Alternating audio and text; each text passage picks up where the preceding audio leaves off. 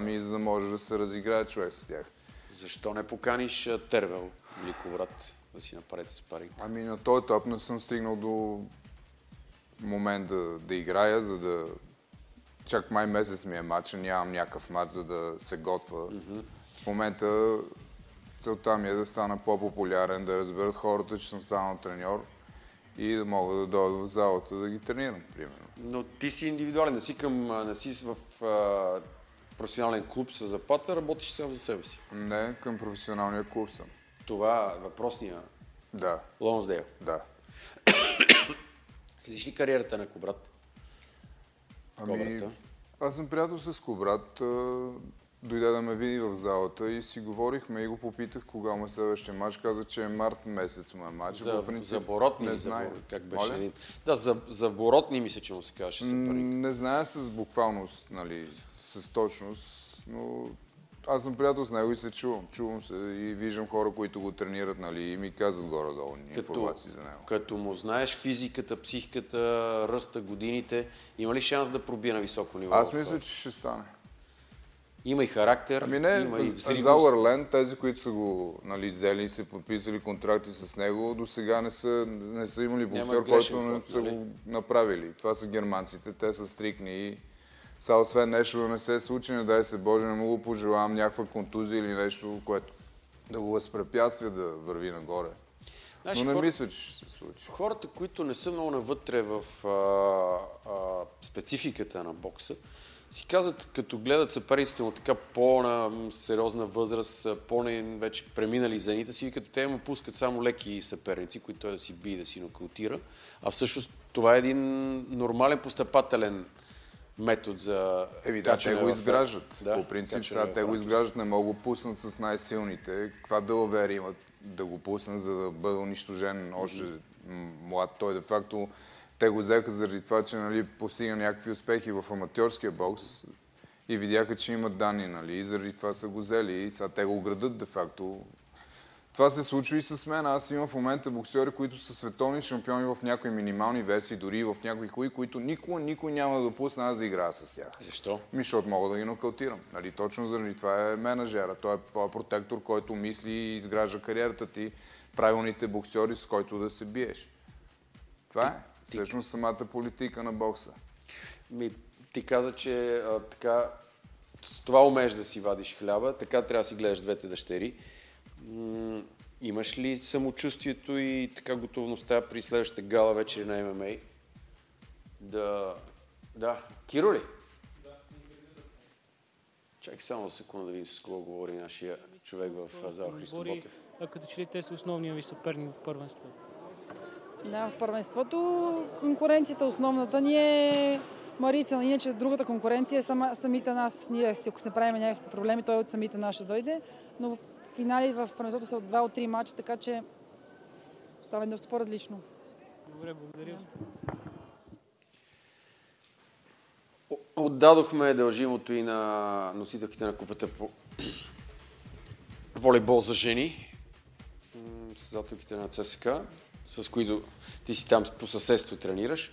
Та казвам, много нашумява в момента и нашите така в момента актуални популярни физиономии са в свободните боеве. Багата, братята Росен и Румен Димитрови. Аз съм си говорил и с Кобрат, той вика един ден, като си свърши кариерата на боксера, ако вече е стигнал един таван и няма шансове, е готов да се пусне и в ММА. Сега не знам дали следиш и Любо Гребеца и той се пусна. На стари години. Той е сега на 31-2 за първи път се пусна на ринга. Не следа нищо, но чух, за ти не беше ли на онази гала преди 2 месеца? Всъщност бях там, но не съм влизал. Имаш ли... Аз между другото съм се двумил, кой спорт трябва да ти е основния професионален, за да си най-добър на ринга на свободните боеве? Борба и джудо ли дават повече предимство или бокс? Какво ти кажа? Де факто аз много пъти съм се бил в кикбоксови матчове, ставал съм шампион по кикбокс много пъти, разчитайки си на ръцете и затова, че с силата си ги премазвам веднага. Ето всъщност кикбокса другото позволено са ударите с крака, нали? Няма сваляне на земята, няма хватки, душени и такива неща. Да, обаче те трябва да риташ. Аз като влеза в близка дистанция и удара бързо, И де факто приключва всичко. Това е и при тия ММА матчове. Мене не ми харесва това, че когато се панат двама добри, примерно, и се боричкат много време на земята. Това единствено не ми харесва. Малко заприличва на борба, да. Обичам да гледам Марис, обичам да гледам бой, а не да се гъзат на ринга 2 часа. Викаш, наточвате истинския бой. Аз съм наблюдател на тия... Имаше в Америка, когато бях в Америка, имаше едно октагона, му казват, нали, осмоъгълника. Тогава започна всъщност самото изграждане на това ММА. Така. И там гледах най-добрите. Тогава беше Тито Ортис, имаше тия, които... Тех съм ги гледал де факто и в последствие започнаха, нали, да... Чувал съм, че и в Съюза там има много на закрити врати са правили малко, битки. Да. Неофициални, така да ги наречем. Аз лично не съм почитател на това. Много голями контузии могат да станат там, защото там се бие с много малки ръкавици. И много коварни удари са позволени. Колена, лакти, душене. Малко по-садистичен стил. Аз не ми харесва на мене. Това обаче хората, понеже са пълни с агресия, много им харесва. Няма ли да напишеш книга за твоята кариера? Има един особено любопитен период, може и по-малата аудитория вече и така е пропуснала този факт, че ти беше дълго време в Щатите, като прекари в местен затвор известно време. Така, да, и там имаше много екшън. Книга не бих написал. Всъщност нищо не знае човек, защото ще бъде сигурно втория Палмиранчев, но... Ето, виждаш, че Бог се ражда така силни в словата. Може би, ако намеря някой, би било много интересно да се направи книга, нали? Не точно книга, но един филм, ако може да се направи, ама в тия гладни времена. Пазиш ли си някакви архивни кадри от престоя ти в Щатите? Имаш ли някъде нещо скатано?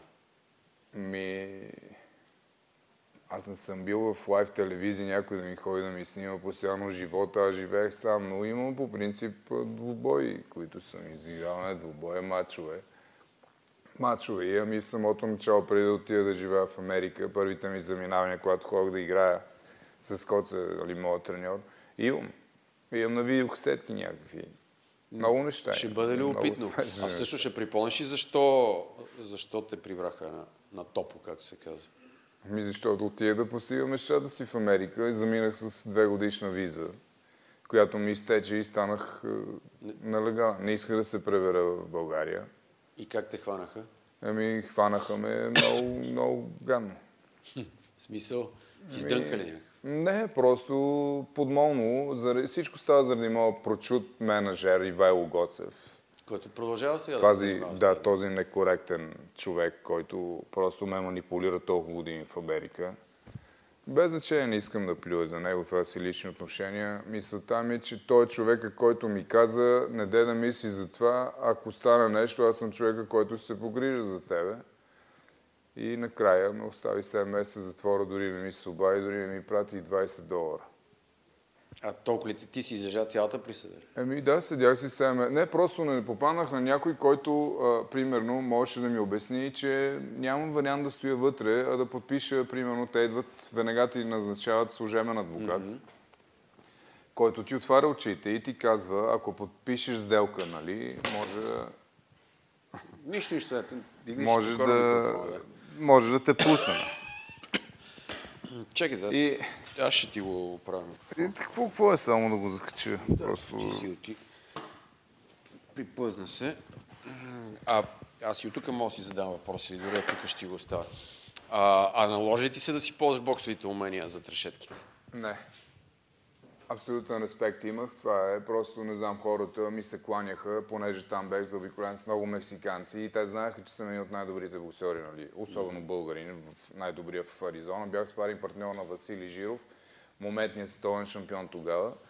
И просто имах много респект. Те много просто ти се кланят момчетата там и нямах никакви проблеми. Даже бях нещо като лидер на европейците. Те бяха под началото 3, после останах сам. Така че... Да, те в затворите там така се делят, нали? Латиносите, тъмнокожите, негрите и белите, нали? Горе от това се разделят. Последното още, ако имаме от мачовете на Коко, така на спецефект.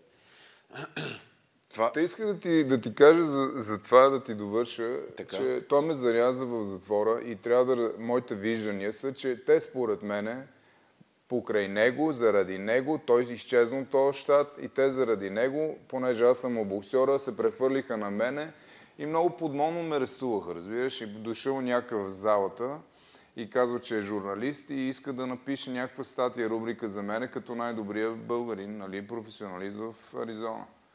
И аз, що пък не, нали, обадих му си, той ми каза, искам да направя, нали, статия с тебе и аз отидах на тази среща и те ме арестуваха там. 5-6 човека. Арестуваха ме брутално, като че ли бях от Ал-Кайда някой камикадзе. Това коя година се случва? 2004. Може би и трета. В четвърта се пребрах, значи и трета. С Георги Илиев приятел ли беше? Да. Той мисли, че така ти помагаше на Да, кариерата. първо Васко ми е помагал. Винаги съм бил с Васко и после Георги и така. Ако му пръс. И след Георги ми помагаха, нали, Таки и Къро. Добре. И това беше. Де факто са ми помагали само такива хора. До ден днешен аз никога не съм имал официален спонсор. Никога. И заради това съм принуден да направя това, нали, за да мога да живея и да оцелявам. Без значение, че Тоест ти сега нямаш нито... Тоест менеджер имаш но той пък финансово не може да ти помага. Само може да ти урежда мачове. Нямаш треньор, сам си треньор. Да. Нямам треньор. Нямаш Всички паринг, гледат цял сам живот си да се си възползват от мен. Аз съм много наранен от обществото и от хората, така че... Не върви на един боксер е толкова чувствителна душа, каквато ти искаш така да покажеш, че имаш. Всеки за себе си. Дъщерите какви спортове ще ги насочиш да практикуват? Неминуемо ще ги науча да знаят как да ударат, но ще държа до последно да не се случи това, да станат боксерки. Да, и ще работиш за момче, да наследи този по-мъжки спорт, нали? Дай Боже. Стискам ти палци. Добре, това където като нова идея започваш да реализираш, според мен има нужда в България, защото моите хора, вместо в залите с компютрите, по-добре да влизат в залите. Би било добре, разбира се, вместо да си използват агресията да изразходват навънка, да се чуват някъде, да се сбият по заведения или по училища, могат да идват и да ги научат как и могат да допренесат да направят голями шампиони, де факто, защото имам виждане на тия неща и мисля, че се справя прекрасно, така че... Добре. Благодаря на Коко Семерджиев, Коко И аз ти Тайсън. благодаря.